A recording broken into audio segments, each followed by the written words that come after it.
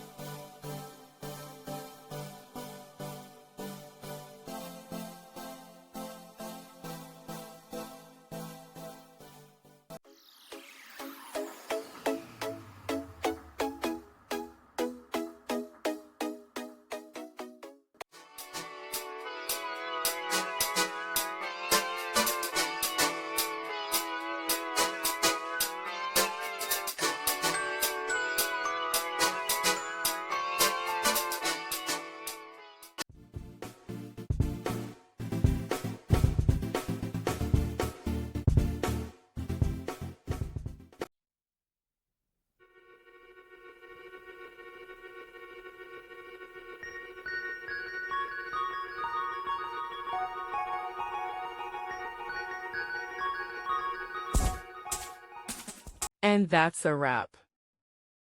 I hope you found the answer you were looking for. If you did, take a second to hit that subscribe button. It really helps out. And let me know in the comments which solution worked best for you.